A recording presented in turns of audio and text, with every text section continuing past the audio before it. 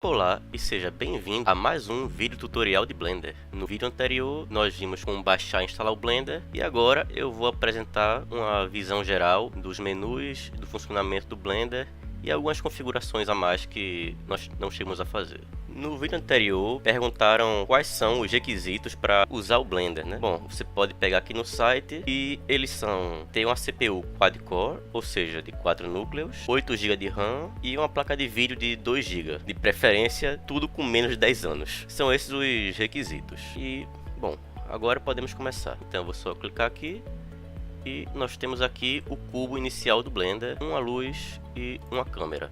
Mas vamos deixar ele de lado por hora e vamos vir aqui em editar e lá no final você tem preferências. E aqui nós temos várias configurações que a gente pode fazer aqui. Começando aqui por interface, você pode mexer na resolução, vou deixar como tá. Aqui você seleciona o idioma que você quer, então você pode mudar de português para inglês a hora que quiser, ou se você quiser em Esperanto, fique à vontade.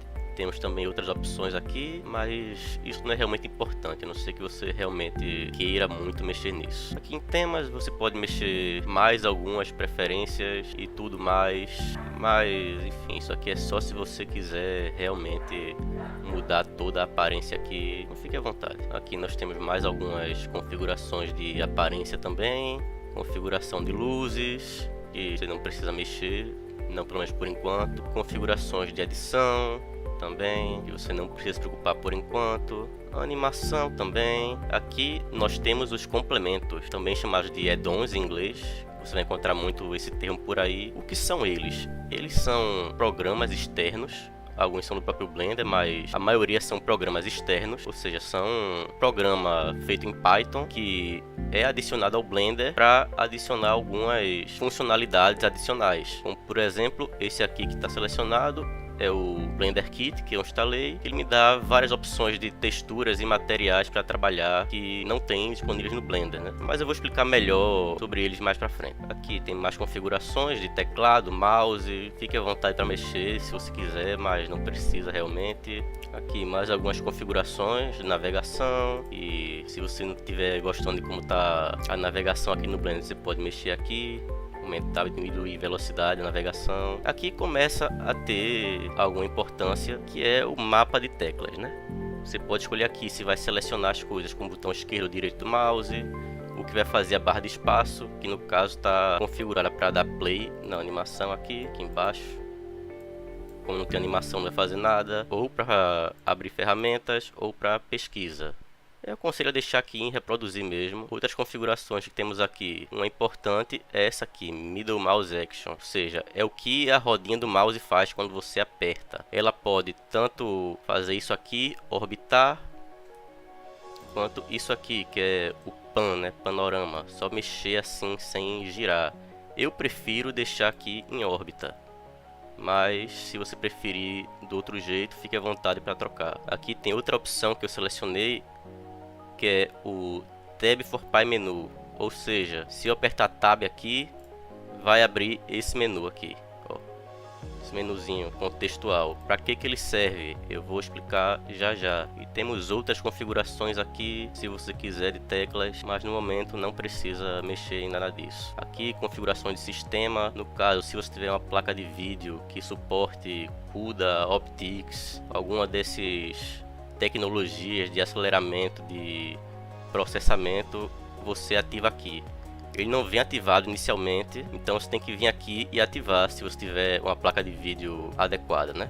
Aqui, ó, em memória, você pode definir também quantos passos anteriores você quer que o Blender grave para poder desfazer. No caso, quando você aperta Ctrl Z para desfazer uma ação, tem um limite de quanto você pode voltar. Aqui você configura esse limite, eu coloquei para 32, que é um limite bem alto, mas você pode ficar à vontade para alterar esse valor. Tem também aqui configurações de salvamento automático também, você pode deixar aqui ativado, recomendo muito. Ele está aqui configurado para salvar a cada 2 minutos, você pode aumentar ou diminuir esse tempo, faça como quiser. Ele já vem configurado para manter os últimos 20 salvamentos automáticos e você pode alterar isso também. E aqui nós temos o caminhos de arquivo, que é para você configurar onde vão ser salvos dados de fontes, textura, scripts, renderizações, aplicações externas, bibliotecas de assets e por aí vai. Você não precisa se preocupar com isso agora também. E outra coisa importante é esse quadradinho aqui, que é onde você pode vir para salvar as alterações que você fez, ou deixar configurado para salvar automaticamente toda alteração que você fizer. E é melhor deixar assim. Agora que vimos as configurações e deixamos elas ao nosso gosto, podemos fechar aqui as preferências e passar agora a conhecer os outros elementos que temos aqui no Blender. Aqui em cima podemos ver as diferentes opções de abas diferentes. Aqui do lado a gente pode ver a coleção de cena, mostrando todos os elementos que a gente tem na tela nesse momento. Então aqui a gente tem o cubo, tem a câmera, tem a fonte de luz e vai tudo aparecer aqui. Tá tudo organizado dentro dessa coleção. Eu posso criar outras e conforme eu vou adicionando objetos a essa cena, eles vão aparecendo aqui também. Eu posso selecionar se ele vai aparecer ou não, se vai ser renderizado ou não. E eu posso colocar mais algumas opções vindo aqui nesse funil para filtrar. Aqui eu posso decidir se ele vai ser clicável ou não, por exemplo, e algumas outras opções. Aqui eu posso criar uma nova coleção. Vindo aqui eu posso mudar o tipo de editor que está sendo mostrado nessa janela. Mas eu vou falar sobre isso depois, mais pra frente.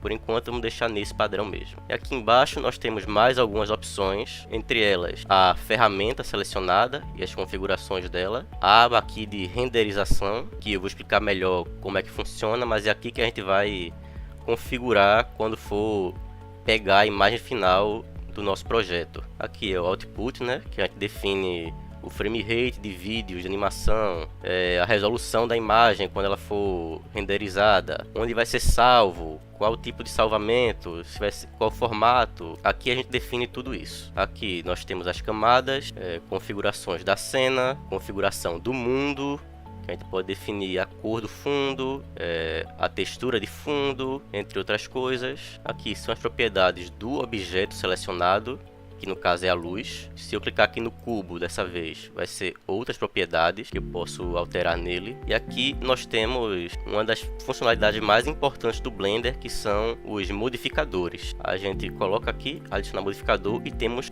várias opções que a gente pode usar para alterar esse objeto que a gente tem aqui selecionado. Por exemplo, eu posso espelhar ele. Eu posso fazer ele se comportar como um tecido, por exemplo. Eu posso multiplicar ele como uma matriz. Tem várias opções daqui e cada uma tem a sua função. Aqui é o configurador de partículas, que é onde você vai configurar partículas que vão aparecer em cena, né, como poeira, gotas de chuva e afins. Aqui a aba de física, para a gente fazer simulação mesmo de física, deixar esse cubo aqui sólido, fazer ele ser afetado por gravidade, ou virar um tecido, ou ficar mole. É tudo aqui para simulação. Aqui nós temos os constraints, né, que é como a gente faz uma relação de um objeto com outro. Por exemplo, a gente pode fazer esse cubo aqui ter a mesma rotação que um outro objeto, fazer ele rodar ao contrário quando o outro roda. Mas eu explico sobre isso com mais detalhes depois. Aqui nós temos a aba de dados, que também é outra coisa mais complexa que eu explico mais pra frente. Aqui é a aba de materiais, que é muito importante você aprender como usar ela, mas nós temos uma aba específica para ela, e aqui a gente só vê pequeno atalho mesmo. Mas por exemplo, eu posso mudar aqui, ó, a cor. A gente não tá vendo, mas se vir aqui a gente vê, eu mudei o cubo para vermelho, para azul. Posso deixar ele metálico ou não, diminuir, aumentar a rugosidade e o brilho. Esses tipos de alterações você faz aqui o realismo do objeto, nos materiais e nas texturas. E a textura está aqui embaixo, mas não tem a opção pronta para você fazer. Você tem que criar uma textura aqui, colocar uma imagem para ser a textura, que você não pode fazer ou pode pegar já pronta de outro lugar, mas não vamos tratar disso por enquanto também. Aqui, onde eu acabei de mexer, são as opções de visualização, o que você quer mostrar, o que não quer mostrar. Aqui eu escolho se vou mostrar ou não. As setinhas aqui, ó, que mostra para onde eu estou apontando. Se eu aperto no X, ele fica de frente. no Y fica de lado. Então eu escolho aqui se vai aparecer ou não e como eles vão aparecer também. Nessa opção aqui eu posso escolher se o objeto vai ser opaco ou transparente, para poder ver o que tem atrás dele. Aqui ele vai aparecer em aramado, ou seja, só as linhas que tiver nele. Aqui ele aparece como a gente está vendo, sem textura nem material nenhum. Nessa visão vai aparecer a textura, mas ainda não está renderizado. E aqui vai ser, por assim dizer, a imagem final do objeto, como ele vai ficar quando a gente renderizar. A gente pode escolher aqui o material que que esse objeto tem. Eu escolhi Studio, mas pode ser assim, ou achatar, que é o tipo de sombra que ele está emitindo, mas não precisa se preocupar com isso aqui também. A gente pode configurar outras coisas desse objeto por aqui, mas isso é na janela de exibição, não tem nada com o resultado final. A gente tem um menu lateral aqui também, que você pode abrir e fechar apertando a tecla N de navio. Você abre e fecha à vontade. Ele mostra também as propriedades do objeto selecionado, como a localização, rotação, a escala, as dimensões. E tem outros aqui na lateral, que são o de ferramentas, a câmera e o add-on que eu instalei, que não precisamos nos preocupar por enquanto. Vindo aqui do lado, nós temos as ferramentas, que aqui temos a ferramenta de seleção, aqui é onde a gente pode escolher onde vai colocar o cursor inicial, que é esse aqui. Aqui a ferramenta de mover o cubo para a direção que a gente quiser, a ferramenta de rotação, de escala, para aumentar o tamanho. Aqui é para ter todas as transformações ao mesmo tempo, mas fica uma confusão só, então não recomendo. Aqui é uma ferramenta para fazer anotações na tela, se você quiser fazer isso. Aqui é uma ferramenta para tirar medidas. Ó, aqui para cá, daqui para cá. Eu posso tirar medidas, mas elas estão todas tortas porque o mouse está solto no espaço, então eu não sei para que direção ele está realmente indo. E aqui é uma ferramenta para adicionar um cubo, um literal cubo, aqui com as dimensões que eu quero. É engraçadinha, mas não é realmente muito útil. Você pode adicionar um cubo normal mesmo. Vou voltar aqui para a ferramenta de seleção e continuar. Isso aqui em cima não vai ter no de vocês, porque é um menu que vem com o Blender Kit.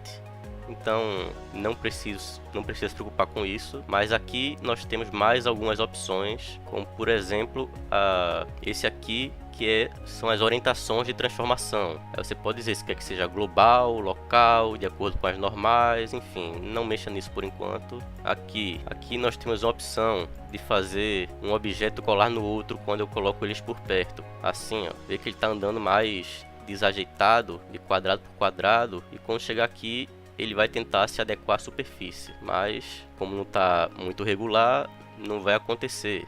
Aqui eu posso definir outras formas para onde ele vai grudar, né? Ele está aqui incremental, ou seja, andando de quadrado em quadrado, mas eu posso querer que ele grude nas arestas, ou nos vértices, ou em alguma face. Enfim, isso é útil para algumas situações. E aqui nós temos a ferramenta de edição proporcional, que eu vou explicar sobre ela um pouco melhor mais para frente.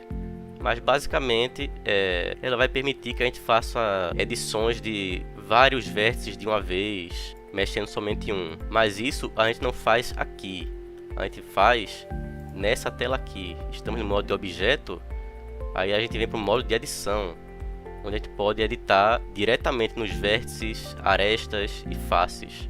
Aqui eu deixo selecionado os vértices, aqui arestas e aqui as faces.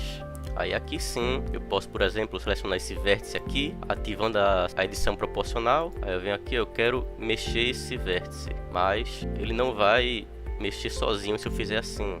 Ó, vê que os vértices vizinhos também estão se mexendo. Isso é a edição proporcional. Mas claro, quanto mais vértices tiver, melhor ela vai ficar.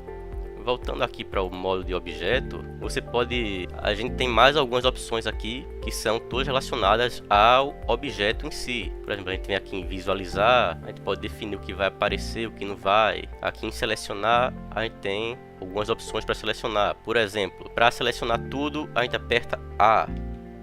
Selecionei tudo que tem na cena. Aí aqui você pode ver alguns tipos de seleção diferentes que você queira usar caso necessário. Agora, esse menu adicionar é o que a gente usa para colocar qualquer coisa que a gente quiser na cena. Aqui em malha nós temos objetos. Eu adiciono um cubo, por exemplo, ele aparece aqui. Posso colocar curvas, superfícies e tudo mais que eu quiser. Posso colocar outra fonte de luz, botar outra câmera, enfim. É aqui que a gente vai... É esse menu que a gente mais vai usar quando for trabalhar aqui no modo de objeto. Ele e o menu de objetos, né? Que vai ter várias opções para você mexer no seu objeto, como transformações, mudar a origem dele, definir algumas outras coisas que você pode fazer por atalhos ou por aqui. Aqui nós temos como selecionar o tipo de editor. No momento está a janela de exibição 3D. Mas eu posso escolher que seja outro tipo de janela aqui para a gente trabalhar com outra coisa, como uma linha do tempo, um editor de texto, um editor de imagens, enfim. E aqui como a gente configura para a seleção acontecer. Como está aqui, ele vai selecionar onde eu clicar. Normalmente quando eu seleciono um objeto, se eu selecionar outro, o objeto anterior deixa de estar selecionado. Mas se eu escolher essa opção aqui, quando eu seleciono um e seleciono o outro, ele não deixa ficar selecionado. Aqui ele subtrai seleção, aqui ele inverte seleção e aqui ele só seleciona a interseção entre objetos. Mas vamos deixar só assim mesmo. Agora eu vou explicar sobre o modo de edição, mas como o vídeo está ficando meio longo, eu vou deixar isso para a próxima parte. Então, até já.